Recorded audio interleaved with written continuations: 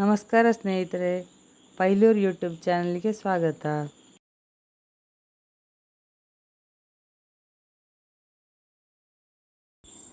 ನಮ್ಮ ಚಾನಲ್ನಲ್ಲಿ ಆಲ್ರೆಡಿ ಒಂದು ರೀತಿಯ ದೋಸೆ ರೆಸಿಪಿಯನ್ನು ಹಾಕಿದ್ದೇವೆ. ಹಲಸಿನ ಹಣ್ಣಿನ ರೆಸಿಪಿಗಳು ಆ ವ್ಲಾಗಲ್ಲಿ ಇದೆ. ಅದು ಹಲಸಿನ ಹಣ್ಣಿನಿಂದ ಇನ್ನೊಂದು ರೀತಿಯ ದೋಸೆ ರೆಸಿಪಿ ಇವತ್ತು ನೋಡುವ. ಇದಕ್ಕೆ ಸ್ವಲ್ಪ ಹಲಸಿನ ಹಣ್ಣು ಸೊಳೆ ತಗೊಂಡಿದ್ದೇನೆ. ಒಂದು 20-25 ಸೊಳೆ ಇದೆ. 4 ಕುಮಟೆ ಮೆಣಸು ತಗೊಂಡಿದ್ದೇನೆ, ಅಂದರೆ ಬೇಡಗೆ ಮೆಣಸು. 3 ಗ್ಲಾಸು ದೋಸೆ ಅಕ್ಕಿ, ಅರ್ಧ ಗ್ಲಾಸು ಉದ್ದಿನಬೇಳೆ, 1 ಸ್ಪೂನು ಮೆಂತೆ. ಇದಿಷ್ಟನ್ನು ಒಟ್ಟಿಗೆ ಹಾಕಿ 4 ಗಂಟೆಗಳ ಕಾಲ ನೆನೆಸಿಟ್ಟುಕೊಂಡಿದ್ದೇನೆ. ಈಗ ಚೆನ್ನಾಗಿ ತೊಳೆದಾಗಿದೆ. ಎಲ್ಲವನ್ನು ಮಿಕ್ಸಿ ಜಾರಿಗೆ ಹಾಕಿ ರುಬ್ಬಿಕೊಳ್ಳುವ. ಒಂದೇ ಬ್ಯಾಚಲ್ಲಿ ರುಬ್ಬಲಿಕ್ಕೆ ಆಗಲಿಕ್ಕಿಲ್ಲ. ಆದ ಕಾರಣ ಈಗ ಮೊದಲಿಗೆ ನೆನೆಸಿಟ್ಟುಕೊಂಡ ಅಕ್ಕಿ, ಉದ್ದಿನಬೇಳೆ, ಮೆಂತೆಯನ್ನು ಮಿಕ್ಸಿ ಜಾರಿಗೆ ಹಾಕಿಕೊಂಡಿದ್ದೇನೆ. ಈಗ ಇದಕ್ಕೆ ಸ್ವಲ್ಪ ನೀರು ಕೂಡ ಹಾಕಿಕೊಳ್ತಾ ಇದ್ದೇನೆ.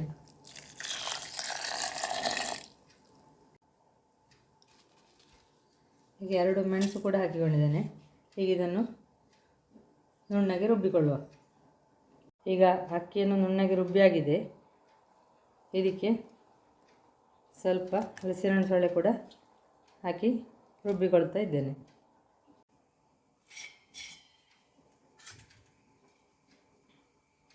ಇದು ನುಣ್ಣಗೆ ರುಬ್ಬಿಯಾಗಿದೆ. ಈಗ ಇದನ್ನು ಈ ಪಾತ್ರಕ್ಕೆ ಹಾಕಿಕೊಳ್ತಾ ಇದ್ದೇನೆ.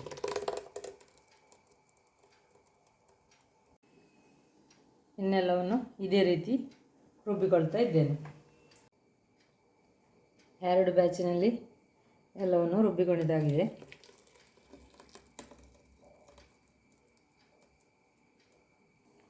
ಮಿಕ್ಸಿ ಜಾರಿಗೆ ಕೂಡ ಸ್ವಲ್ಪ ನೀರು ಹಾಕಿಕೊಂಡು ಇದಕ್ಕೆ ಸೇರಿಸಿಕೊಳ್ತಾ ಇದ್ದೇನೆ.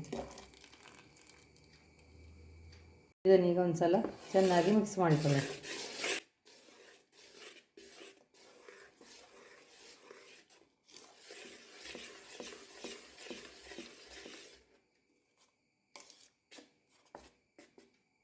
ತುಂಬ ಬೆಚ್ಚಗಿರುವ ಜಾಗದಲ್ಲಿ ಇಡಬೇಕು ಅಂತೇನಿಲ್ಲ. ಹಾಗೆ ಅಂತೇಳಿ ಫ್ರಿಜ್ಜಿನೊಳಗೆ ಇಡೋದು ಬೇಡ. ಇದನ್ನು ಹಿಂದಿನ ದಿವಸ ರಾತ್ರಿ ಈಗ ರುಬ್ಬಿಕೊಂಡದ್ದು ನಾನು. ಇದನ್ನೀಗ ಮುಚ್ಚಿಟ್ಟುಕೊಳ್ತಾ ಇದ್ದೇನೆ. ನಾಳೆ ಬೆಳಿಗ್ಗೆ ದೋಸೆ ಎರಿಬೋದು. ಇದೀಗ ನೋಡಿ, ಮಾರನೇ ದಿನ ಬೆಳಿಗ್ಗೆ ಈ ಥರ ಆಗಿದೆ. ಇದಕ್ಕೆ ಒಂದು ಸ್ವಲ್ಪ ಇದಕ್ಕೆ ರುಚಿಗೆ ತಕ್ಕಷ್ಟು ಉಪ್ಪು ಹಾಕಿಕೊಳ್ತಾ ಇದ್ದೇನೆ.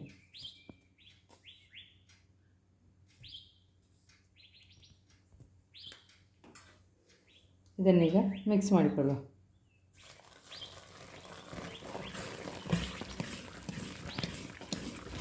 ಇದಿಷ್ಟು ಹುದುಗು ಬಂದಿದೆ ಅಂತ ಹೇಳಿದು ಹುಳಿಯಾಗಿರುವುದಿಲ್ಲ.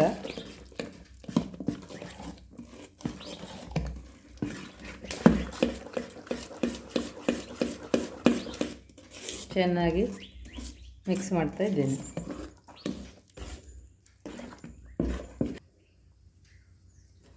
ಕಾವಲಿ ಕಾದಿದೆ. ಇದಕ್ಕೆ ಸ್ವಲ್ಪ ಎಣ್ಣೆ ಹಾಕಿಕೊಳ್ತಾ ಇದ್ದೇನೆ.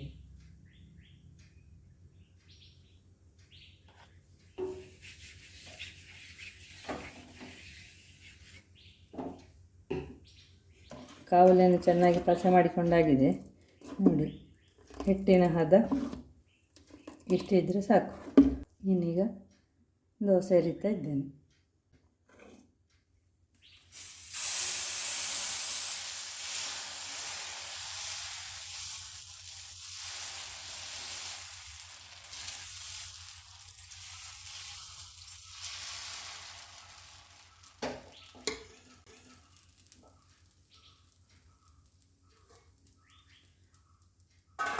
ದೋಸೆ ಎರಿಯುವಾಗ ಉರಿ ದೊಡ್ಡದಿರಲಿ. ದೋಸೆ ಎರೆದ ಮೇಲೆ ಉರಿ ಸಣ್ಣಲ್ಲಿ ಮಾಡಿಕೊಳ್ತಾ ಇದ್ದೇನೆ.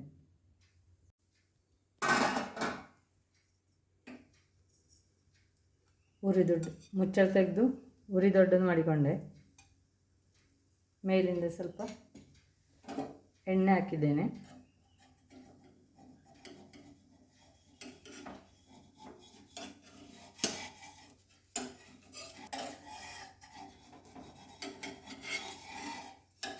ಇದನ್ನು ಹೀಗೂ ತಿನ್ಬೋದು, ಕವುಚಿ ಹಾಕಿ ಬೇಯಿಸಿ ತಿನ್ಬೋದು. ಭಾರಿ ಪರಿಮಳ ಇರ್ತದೆ ಈ ದೋಸೆ.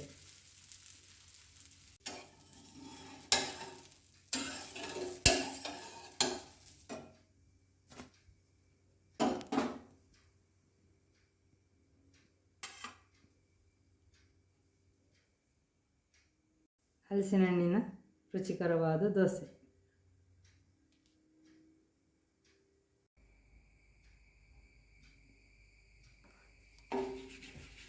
ಸ್ವಲ್ಪ ಎಣ್ಣೆ ಹಾಕಿಕೊಂಡಿದ್ದೇನೆ.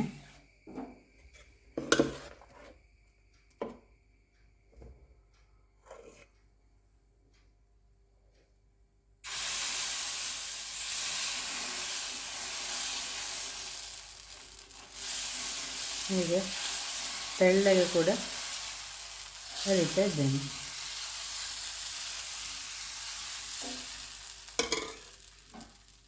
ಮುಚ್ಚಿ ಬೇಯಿಸ್ಕೊಳ್ಳುವ.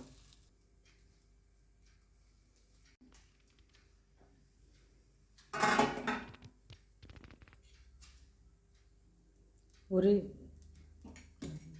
ಈಗ ಮುಚ್ಚಳ ತೆಗೆದಿದ್ದೇನೆ. ದೋಸೆ ತೆಗಿತಾ ಇದ್ದೇನೆ.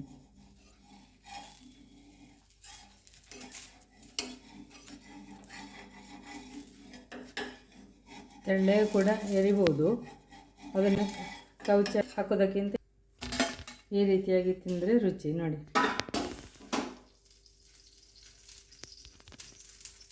ತುಪ್ಪದ ಜೊತೆ, ಜೇನಿನ ಜೊತೆ, ಚಟ್ನಿ ಜೊತೆ ಯಾವುದ್ರಲ್ಲಿ ಬೇಕಾದರೂ ಈ ದೋಸೆಯನ್ನು ತಿನ್ಬೋದು. ನಾನು ನೋಡಿ ಈಗ 2 ರೀತಿಯಲ್ಲಿ ಮಾಡಿದ್ದು ತೋರಿಸಿದ್ದೇನೆ. ಹೀಗೆ ಯಾವುದರಲ್ಲಿ ಯಾರು ಮಾಡ್ಬೋದು. ಕಾವಲಿಗೆ ಹಾಕುವಾಗ ಮಾತ್ರ ಎಳ್ಳೆಣ್ಣೆಯನ್ನು ಹಾಕಿಕೊಂಡು ದೋಸೆ ಅರಿಬೇಕು. ದೋಸೆಗೆ ಹಾಕುವಾಗ ತೆಂಗಿನ ಎಣ್ಣೆಯನ್ನು ಹಾಕಿಕೊಳ್ಳಿ, ಅಥವಾ ತುಪ್ಪವ ಯಾವುದಾದ್ರೂ ಹಾಕಿಕೊಳ್ಬೋದು. ಇದೀಗ ನಿನ್ನೆ ರುಬ್ಬಿಟ್ಟಂಥ ಉದ್ದಿನ ದೋಸೆ ಹಿಟ್ಟು, ಅಂದರೆ ಹೆಚ್ಚು ಕಡಿಮೆ ಈ ಹಲಸಿನ ಹಣ್ಣಿನ ದೋಸೆ. ಈಗ ಒಂದು ವಿಧಾನ ನೋಡಿದ್ರಲ್ಲ, ಹಾಗೆ ಇನ್ನೊಂದು ವಿಧಾನ ನೋಡುವ. ಅದೇ ರೀತಿ ಅದರಲ್ಲಿ ಹಲಸಿನ ಹಣ್ಣನ್ನು ರುಬ್ಬುವಾಗಲೇ ಹಾಕಿದ್ದೆ. ಇದು ರುಬ್ಬುವಾಗ ಹಾಕಿರಲಿಲ್ಲ, ಬರೀ ಉದ್ದು, ಮೆಂತೆ, ಅಕ್ಕಿಯನ್ನು ಮಾತ್ರ ಅದೇ ನಿಷ್ಪತ್ತಿಯಲ್ಲಿ ರುಬ್ಬಿಟ್ಟದ್ದು. ಇದನ್ನೇ ಡೈರೆಕ್ಟು ಎರೆದ್ರೆ ಉದ್ದಿನ ದೋಸೆ ರುಚಿ ಬರ್ತದಲ್ಲ, ಅದಕ್ಕೆ ಹೀಗೆ ಹಲಸಿನ ಹಣ್ಣು ಹಿಂದಿನ ದಿವಸವೇ ಮಿಕ್ಸಿಯಲ್ಲಿ ಕೊಚ್ಚಿದ ಹಾಗೆ ಮಾಡಿ ಬಿಸಿ ಮಾಡಿ ಇಟ್ಟಿದ್ದೆ. ಇದನ್ನು ನುಣ್ಣಗೆ ರುಬ್ಬಿ ಈ ಹಿಟ್ಟಿಗೆ ಸೇರಿಸಿಕೊಳ್ಳಬಹುದು. ಅದು ಹೇಗೆ ಅಂತೇಳಿ ತೋರಿಸ್ತೇನೆ ನೋಡಿ. ಇದು ನಿನ್ನೆ ತರಿಯಾಗಿ ಕೊಚ್ಚಿಕೊಂಡು ಬಿಸಿ ಮಾಡಿ ಇಟ್ಟದ್ದು, ಕುಕ್ಕರಲ್ಲಿ ಬಿಸಿ ಮಾಡಿ ಇಟ್ಟುಕೊಂಡಿದ್ದೆ. ಈಗ ಇದನ್ನು ಹೀಗೆ ಮಿಕ್ಸಿ ಜಾರಿಗೆ ಹಾಕಿಕೊಳ್ತಾ ಇದ್ದೇನೆ.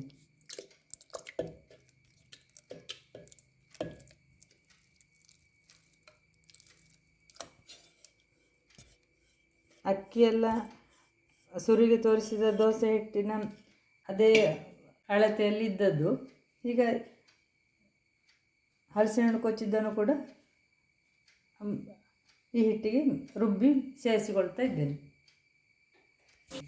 ಈಗ ನೀರು ಹಾಕೋದಿಲ್ಲ, ಅದು ಅದರಲ್ಲೇ ನಿನ್ನೆ ಬೇಯಿಸುವಾಗ ನೀರು ಬಂದದಷ್ಟೇ ಹೊರತು, ಅಂದರೆ ಸೊಳೆದ ನೀರು ಬಿಟ್ಟದಷ್ಟೇ ಹೊರತು ಬೇರೆ ನೀರು ಹಾಕಿರಲಿಲ್ಲ.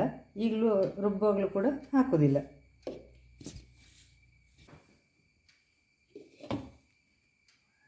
ನೋಡಿ, ಇದು ನುಣ್ಣಗೆ ರುಬ್ಬಿಯಾಗಿದೆ. ಈಗ ಇದನ್ನು ಈ ಹಿಟ್ಟಿಗೆ ಸೇರಿಸಿಕೊಳ್ತಾ ಇದ್ದೇನೆ. ನೋಡಿ, ಇದು ನಿನ್ನೆ ತುಂಬ ನೀರು ಹಾಕಿ ಒಮ್ಮೆಲೆ ರುಬ್ಬಿಕೊಳ್ಳಿಲ್ಲ. ನಿನ್ನೆ ಒಂದು ಹದಕ್ಕೆ ರುಬ್ಬಲಿಕ್ಕೆ ಬೇಕಾಗುವಷ್ಟು ನೀರು ಮಾತ್ರ ಹಾಕಿಕೊಂಡದ್ದು.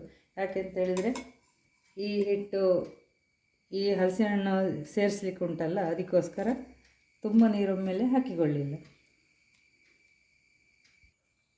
ಈ ಹಿಟ್ಟಿಗೆ ಈಗ ಉಪ್ಪು ಹಾಕಲಿಲ್ಲ. ಈಗ ಉಪ್ಪು ಕೂಡ ಹಾಕಿಕೊಳ್ತಾ ಇದ್ದೇನೆ.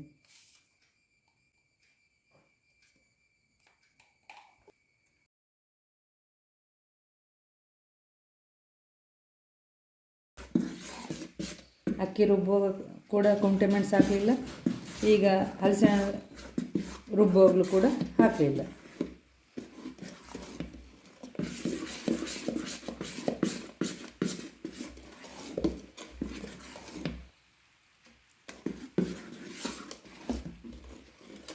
ಈಗ ಚೆನ್ನಾಗಿ ಮಿಕ್ಸ್ ಮಾಡಿಕೊಂಡೆ. ಇದಕ್ಕೆ ಸ್ವಲ್ಪ ನೀರು ಬೇಕು. ಅದಕ್ಕೆ ಮಿಕ್ಸಿ ಜಾರಿಗೆ ಸ್ವಲ್ಪ ನೀರು ಹಾಕಿಕೊಂಡು ಇದಕ್ಕೆ ಸೇರಿಸ್ಕೊಳ್ತಾ ಇದ್ದೇನೆ.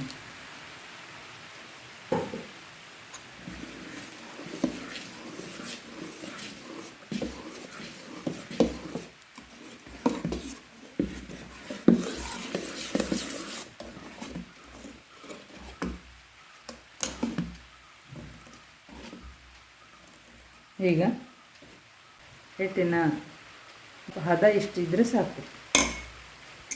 ಕಾವಲಿ ಬಿಸಿಯಾಗಲಿಕ್ಕೆ ಇಟ್ಟಿದ್ದೇನೆ. ಕಾವಲಿಗೆ ಸ್ವಲ್ಪ ಎಳ್ಳೆಣ್ಣೆ ಹಾಕಿಕೊಂಡಿದ್ದೇನೆ.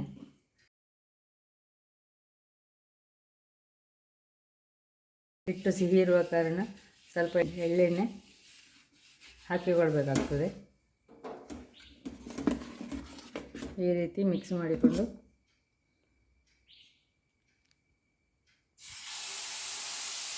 ತುಂಬ ತೆಳ್ಳಗೆ ಹೊಯ್ಯೋದು ಬೇಡ. ನೋಡಿ, ಇಷ್ಟು ದಪ್ಪಕ್ಕೆ ಹೊಯ್ದರೆ ಸಾಕು.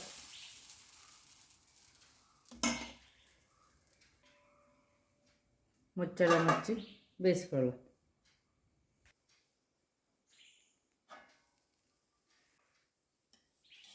ಮುಚ್ಚಳ ತೆಗೆದಿದ್ದೇನೆ.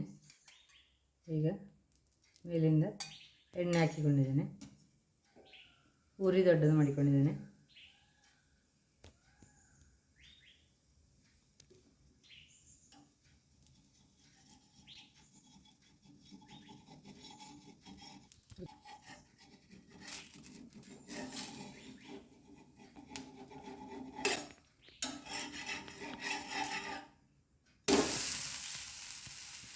ಕವುಚಿ ಹಾಕಿಕೊಂಡು ಎರಡು ಬದಿ ಬೇಯಿಸ್ಕೊಳ್ಬೇಕು.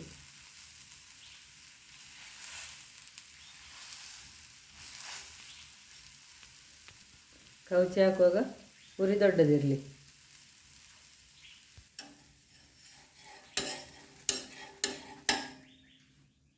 ನೋಡಿ,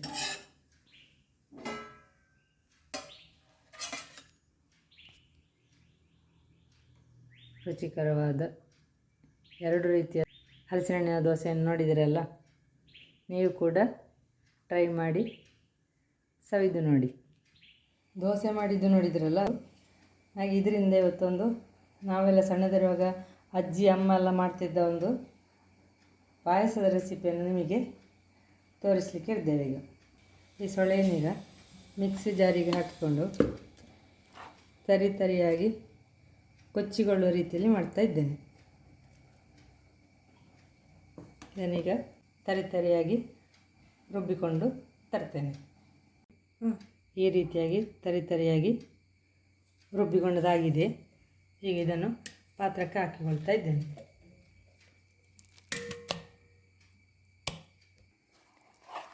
ಇನ್ನೊಂದು ಸ್ವಲ್ಪ ಇದೆ. ಹಾಗೆ ಎರಡು ಬ್ಯಾಚಲ್ಲಿ ಇದನ್ನು ತರಿಯಾಗಿ ರುಬ್ಬಿಕೊಳ್ತಾ ಇದ್ದೇನೆ. ಇದು ಕೂಡ ತರಿಯಾಗಿ ರುಬ್ಬಿ ಆಯಿತು. ಇದನ್ನು ಕೂಡ ಆ ಪಾತ್ರಕ್ಕೆ ಹಾಕಿಕೊಳ್ತಾ ಇದ್ದೇನೆ.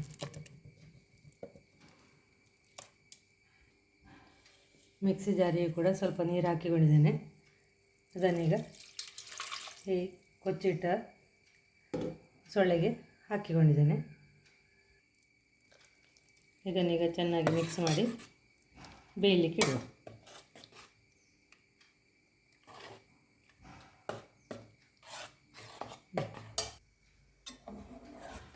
ದೊಡ್ಡ ಉರಿಯಲ್ಲಿ ಇಟ್ಟುಕೊಂಡಿದ್ದೇನೆ. ಚೆನ್ನಾಗಿ ಮಿಕ್ಸ್ ಮಾಡಿಕೊಂಡಿರಬೇಕು, ಇಲ್ಲಾಂದರೆ ತಲೆ ಹಿಡಿಬೋದು. ಈ ಥರ ಮಿಕ್ಸ್ ಮಾಡಿಕೊಂಡು ಬೇಯಿಸ್ಕೊಳ್ಬೇಕು. ಈ ರೀತಿ ಬೇಯ್ತಾ ಬರುವಾಗ ನೀರು ಕಡಿಮೆ ಆದರೆ ಸ್ವಲ್ಪ ನೀರು ಹಾಕಿಕೊಳ್ಬೋದು.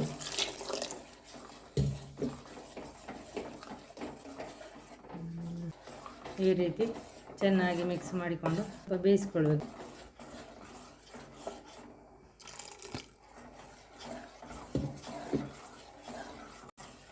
ಬೇಯಲಿಲ್ಲ, ಇನ್ನು ಕೂಡ ಬೇಯಬೇಕಿದೆ.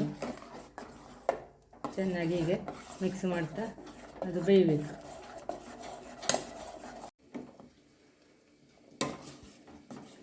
ಇದೀಗ ಬೆಂದಿದೆ.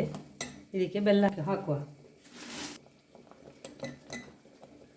ಒಂದು ಸ್ವಲ್ಪ ಬೆಲ್ಲ ಹಾಕಿಕೊಂಡಿದ್ದೇನೆ. ನಿಮ್ಮ ರುಚಿಗೆ ಬೇಕಾದಾಗೆ ಹಾಕಿಕೊಳ್ಬೋದು. ಈಗ ಇದು ಬೆಲ್ಲ ಕರಗಿದ ತಕ್ಷಣ ಚೆನ್ನಾಗಿ ಕೊದ್ದರೆ ಅದು ಚಂಗುಳಿ ಪಾಯಸ ಅಂತ. ಸಣ್ಣಗಿರುವಾಗೆಲ್ಲ ಮಕ್ಕಳಿಗೆ ಮಳೆಗಾಲದಲ್ಲಿ ಹಲಸಿನ ಹಣ್ಣು ತಿಂದು ಶೀತ ಎಲ್ಲ ಆಗೋದಾದರೆ ಅಮ್ಮ ಅಜ್ಜಿ ಎಲ್ಲ ಈ ರೀತಿ ಮಾಡಿಕೊಡ್ತಿದ್ರು, ಅಂದರೆ ನಮಗೆಲ್ಲ.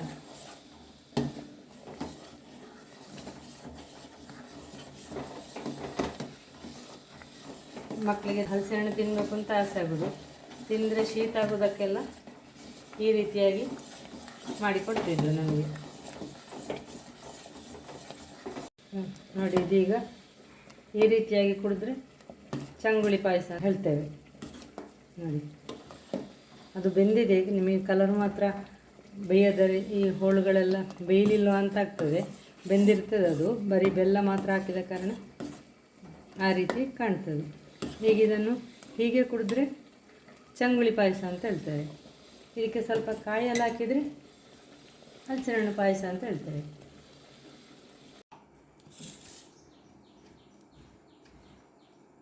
ಈಗ ಕಾಯಲ್ಲಿ ಮಾಡ್ತಾ ಇದ್ದೇನೆ. ಚಂಗುಳಿ ಪಾಯಸಕ್ಕೆ ಕಾಯಿ ಹಾಲು ಹಾಕಿ ಮಾಡಲಿಕ್ಕೆ ಬೇಕಾಗಿ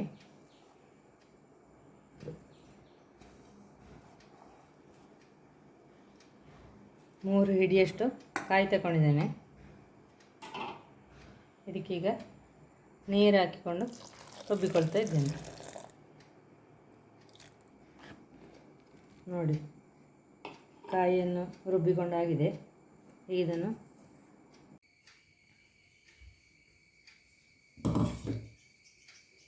ಹೀಗೆ ಸ್ಟೀಲ್ ಪಾತ್ರಕ್ಕೆ ಒಂದು ಕಾಟನ್ ಬಟ್ಟೆಯನ್ನು ಇಟ್ಟುಕೊಂಡು ಈ ರುಬ್ಬಿದ ತೆಂಗಿನಕಾಯಿಯನ್ನು ಹೀಗೆ ಹಾಕಿಕೊಳ್ತಾ ಇದ್ದೀನಿ.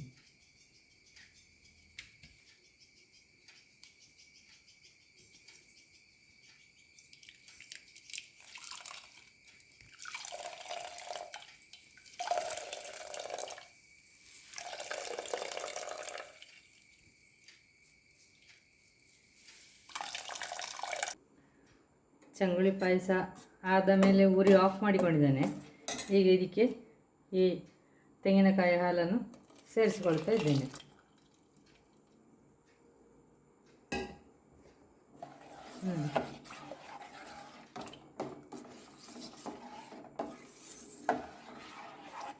ಈಗ ಹಲಸಿನ ಹಣ್ಣು ಪಾಯಸ ಈಗ ಇಷ್ಟು ದಪ್ಪ ಇದೆ. ಇದೀಗೊಂದು ಸ್ವಲ್ಪ ಇನ್ನೊಂದು ಬಾರಿ ಕಾಯಿ ಹಾಲು ತೆಗೆದು ಹಾಕಿಕೊಳ್ಬೋದು. ಪುನಃ ಇನ್ನೊಂದು ಬಾರಿ ಕೂಡ ಅದರಲ್ಲಿ ಮಿಕ್ಸಿ ಜಾರಿಗೆ ಸ್ವಲ್ಪ ಇಷ್ಟು ನೀರು ಹಾಕಿಕೊಂಡಿದ್ದೇನೆ.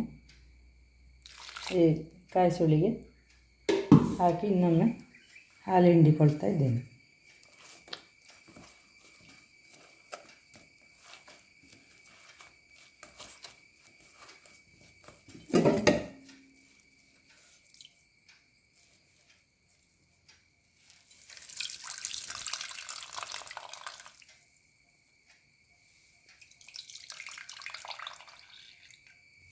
ಈಗ ಈ ಪಾಯಸ ಈಗ ತೆಳ್ಳಗೆ ಅಂತ ಅನಿಸಿದರೆ ನಿಮಗೆ 2ನೇ ಬಾರಿ ಈ ಕಾಯಲ್ಲಿ ತೆಗೆದಿದ್ದೇವಲ್ಲ, ಇದಕ್ಕೆ ಒಂದು 2 ಸ್ಪೂನು ಅಕ್ಕಿ ಹುಡಿಯನ್ನು ಹಾಕಿಕೊಂಡು ಇದಕ್ಕೆ ಸೇರಿಸಿಕೊಳ್ಬೋದು.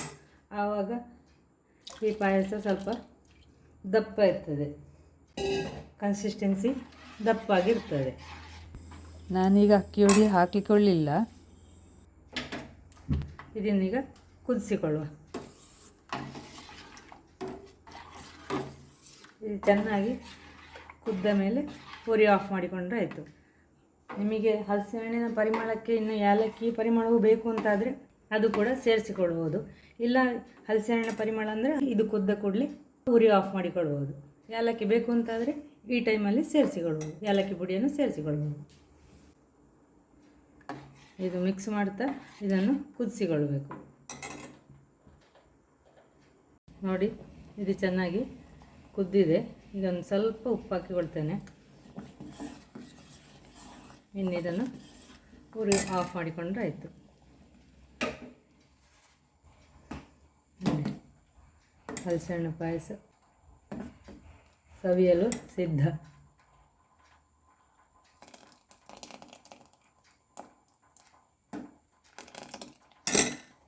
ಈ ಥರ ಈ ಕಾಯಿ ಸುಳಿಯನ್ನೆಲ್ಲ ತೆಗೆದಾದ ಮೇಲೆ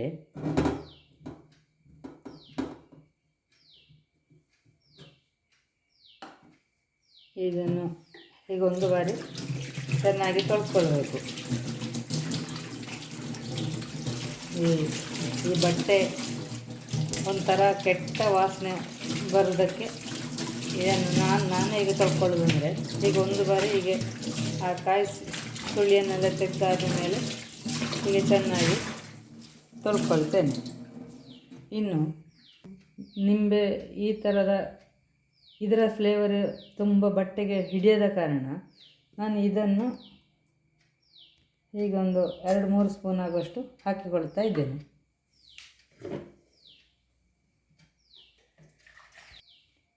ನಂತರ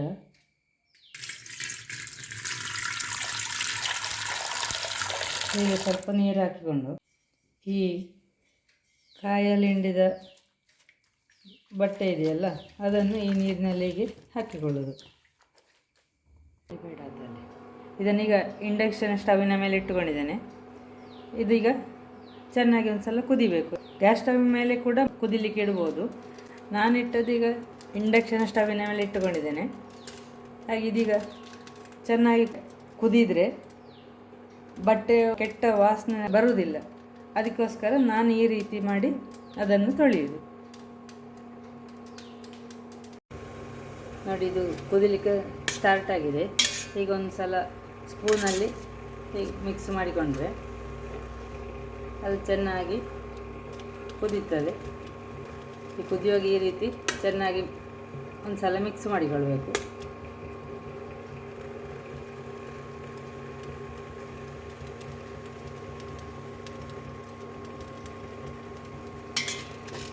ನೋಡಿ, ಇದು ಈಗ ಇಷ್ಟು ಕುದಿದ್ರೆ ಸಾಕು. ಈಗ ಸ್ಟವ್ ಆಫ್ ಮಾಡಿಕೊಳ್ತಾ ಇದ್ದೇನೆ. ಇದನ್ನೀಗ ತಣ್ಣೀರಲ್ಲಿ ತೊಳೆಯುವುದು.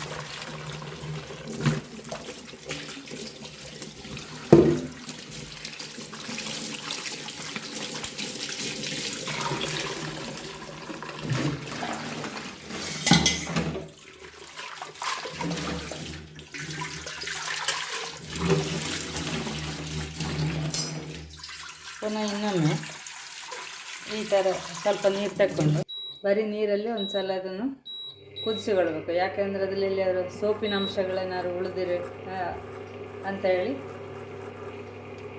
ಒಂದು ಸಲ ಕುದಿಸ್ಕೊಳ್ತಾ ಇದ್ದೇನೆ.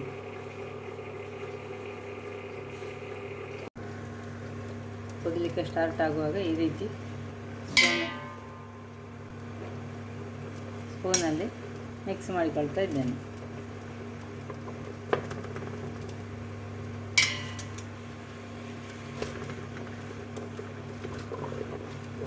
ಈಗ ಪೂರಿ ಆಫ್ ಮಾಡಿಕೊಳ್ತಾ ಇದ್ದೇನೆ.